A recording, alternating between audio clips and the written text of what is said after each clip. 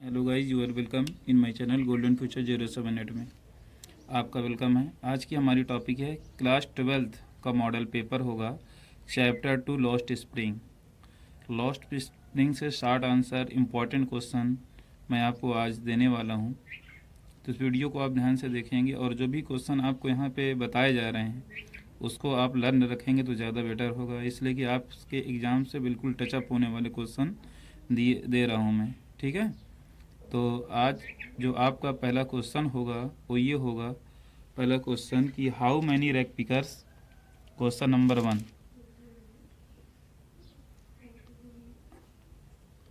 Question number 1,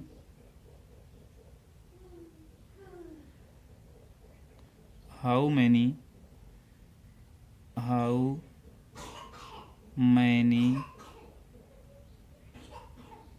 rack pickers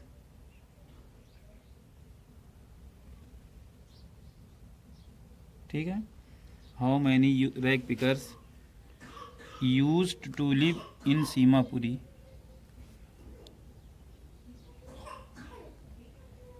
used to live in Seemapuri.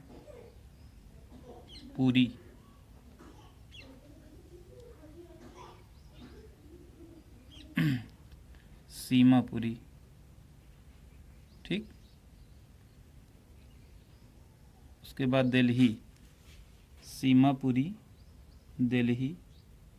Seemapuri Delhi में कितने कचरे बीनने वाले लोग रहते थे, ठीक है। How did they settle there, how did they settle there, मतलब ये वहाँ पर कैसे बसे, ये क्वेश्चन कह रहा है।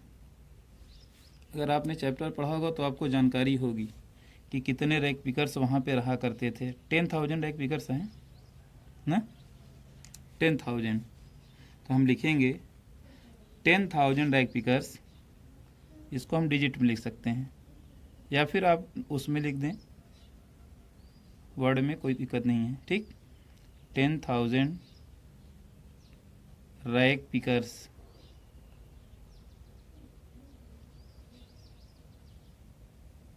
पिकर्स यूज्ड लिखा है ना, used to live in Seemapuri Delhi. Used to live in Seemapuri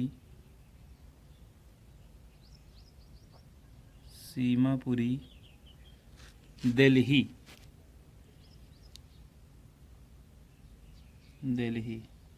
तो सीमापुरी दिल्ली में कितने रैक पिकर्स रहा करते थे? 10,000। 10,000 मतलब कि 10,000। 10,000 rack pickers use to live in Seemapuri Delhi. 10,000 rack picker जो है सीमापुरी दिल्ली में रहा करते थे। फिर आगे क्वेश्चन इसमें और जुड़ा हुआ है कि how did they settle there, वे वहाँ पर कैसे बसे थे, ठीक है। तो हमको इसका आंसर देना है। They have lived there, they have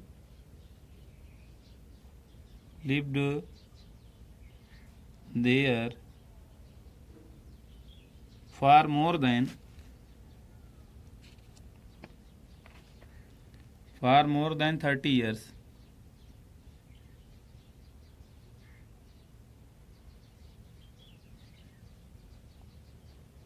more than 30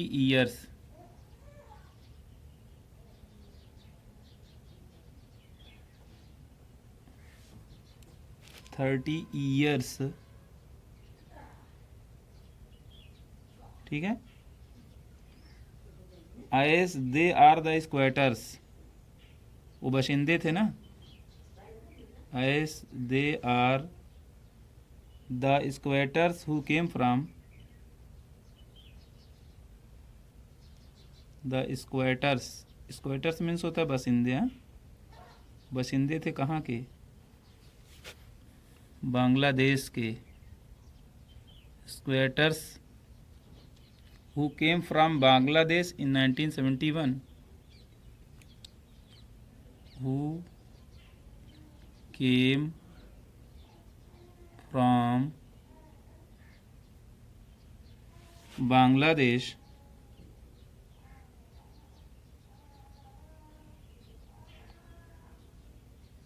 in 1971, जो 1971 में बांग्लादेश से आए थे और इसी प्रकार यहाँ से आकर जो है फिर बस गए और लगभग 30 सालों तक यहाँ पर वो लोग रहे। ठीक, इसके बाद हमारा दूसरा क्वेश्चन ये है जो कि बहुत ही इम्पोर्टेंट क्वेश्चन है, एग्ज़ाम से बिल्कुल टचअप होने वाले क्वेश्चन यहाँ पे दिए जा रहे हैं, किसी भी क्वेश्चन को आप इग्नोर नहीं करेंगे। दूसरा क्वेश्चन ये है, हु वाज मुकेश। देखिए, हु वाज मुकेश या हु वाज साहेब, दो में से क्वेश्चन 100% आएगा एग्जाम में, ये मान के चलें आप। क्वेश्चन नंबर 2, ठीक, हु वाज मुकेश, मुकेश कौन था। ठीक, फिर उसके आगे क्वेश्चन है वेयर डिड ही बिलोंग, वो कहाँ से संबंध रखता था, कहाँ का रहने वाला था, मतलब where did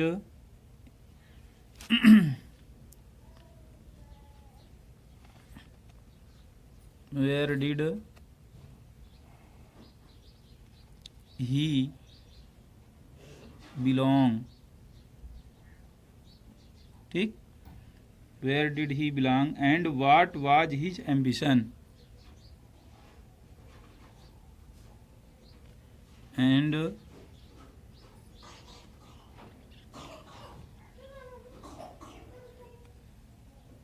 what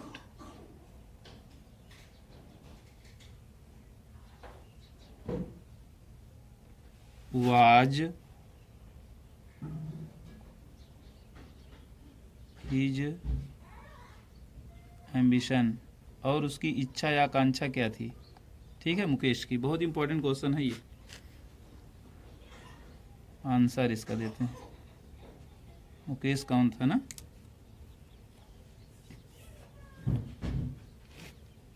Mukesh was a poor boy, Mukesh was a poor boy, एक गरीब लड़का था वो।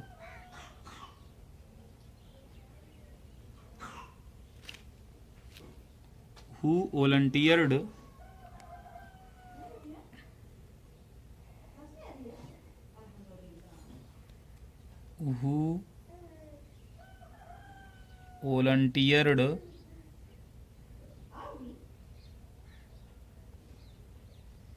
who volunteered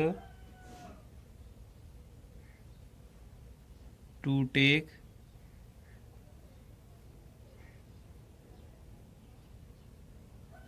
जिसने हिम्मत किया था नरेटर को अपने घर पर ले जाने की ना, उससे दिखाने की, और उसी नरेटर ने उन सबका जो है पूरा सॉल्यूशन किया। Take the narrator to his home, narrator वही Anees Jung, the narrator to his home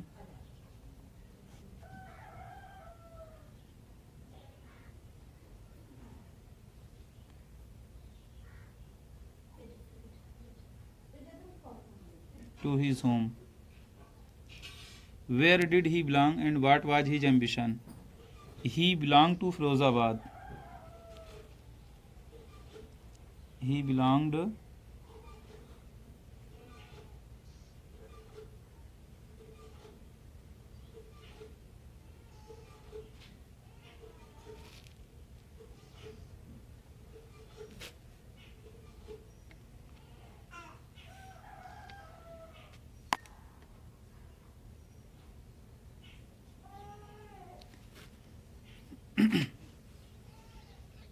he belonged from Firozabad.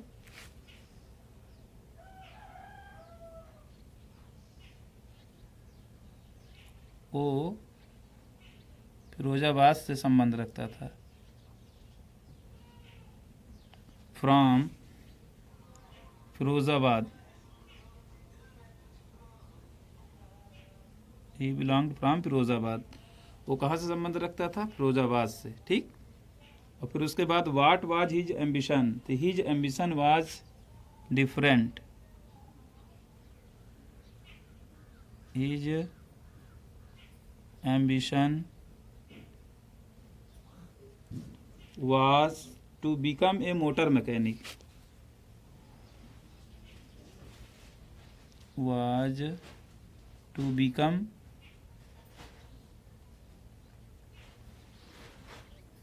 a motor mechanic, उसकी एम्बिशन जो है एक मोटर मैकेनिक की बनने की थी। And wanted to drive a car, भी कर दें कोई दिक्कत नहीं, क्योंकि कार भी चलाना चाहता था। मुकेश की इच्छाएं बड़ी थी, ठीक, गरीब तो था लेकिन उसकी इच्छाएं बहुत बड़ी थी। एक इसके बाद तीसरा क्वेश्चन है जो कि बहुत ही इम्पोर्टेंट क्वेश्चन है, उस क्वेश्चन को मैं दे रहा हूँ आपके सामने। क्वेश्चन ये है कि what does the bangle symbolise, what does the bangles symbolize, ये चूड़ियाँ किसका प्रतीक हैं?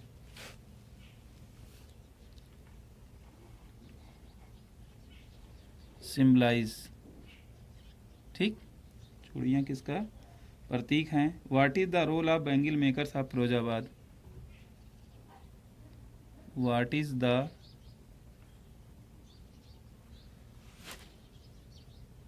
role of bangle makers of Firozabad, Firozabad के चूड़ी बनाने वालों की इसकी क्या भूमिका है, ये कह रहा है। चूड़ियाँ किसका प्रतीक है? बहुत इंपॉर्टेंट क्वेश्चन है ये, बिल्कुल एग्ज़ाम से टचअप होने वाला क्वेश्चन। मैं चाहता हूँ कि इतने इंपॉर्टेंट क्वेश्चन आपको दे दिया जाए कि आपको अतिरिक्त क्वेश्चन जो अलावा याद करते हैं और याद करने के बाद वो आता नहीं है तो फिर आपका थोड़ा सा मूड अपसेट होता है ना। तो मैं ऐसे ऐसे क्वेश्चन दे रहा हूँ, देखिए पूरा एग्जैक्ट 100% तो नहीं कह सकता, लेकिन ये कह सकता हूँ 95%, 96% तक जो है मैं उम्मीद करता हूँ कि ये क्वेश्चन एग्ज़ाम से टचअप होगा। नहीं, जब एग्ज़ाम होगा तो आप खुद मैच कर सकते हैं कि सर जो क्वेश्चन जो दिए थे उसमें से टचअप हुआ है या नहीं, ठीक है। फिर ज़्यादा बोलने की बात ही नहीं उसके आगे ना।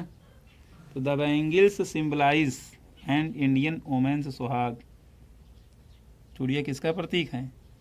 यहीं से उठा लें, द बैंगल्स, देख रहे हैं ना आप, the bangles symbolise, bangles symbolise, देखिए यहाँ पर बैंगल्स प्लूरल हो गए इसलिए सिंबलाइज में यस नहीं लगाया हमने। इसने क्वेश्चन में डस तो दिया है जबकि यहाँ पे डू होना चाहिए था, लेकिन क्वेश्चन है जो दे दिया तो ठीक है। बाकी हम ग्रामेटिकली हिसाब करते the bangle symbolise, the bangle चूड़ी अगर एक होती तो हम सिंबलाइज में यस लगा सकते थे, लेकिन आप ना लगाए यहाँ पर ना, symbolize.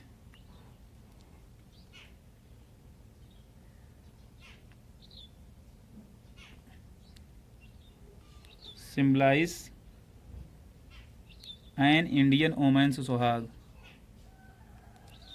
An Indian women's suhag, भारतीय महिला के सुहाग का प्रतीक है चूड़ी, सुहाग, ठीक।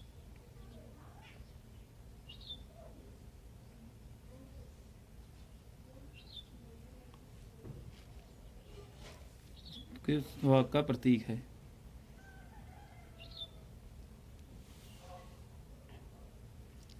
The role of bangle makers is very important, the role of bangle maker is very important, बहुत महत्वपूर्ण है उनका भूमिका, ठीक है। शॉर्ट है, लॉन्ग होता थोड़ा लॉन्ग बताते। Okay, thank you.